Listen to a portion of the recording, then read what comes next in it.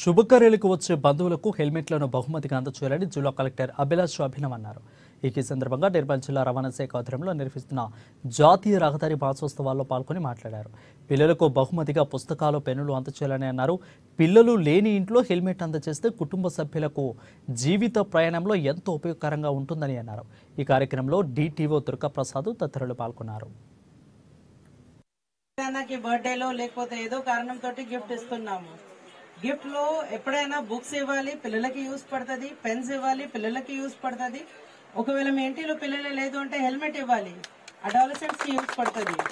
రాఖీలో కూడా ఎవరైనా అంటే సిస్టర్ బ్రదర్ కి గిఫ్ట్ ఇస్తున్నారు, దీనికంటే హెల్మెట్ ఇస్తే బెటర్, కొద్దిగా లైఫ్ లాంగ్ అవుతుంది.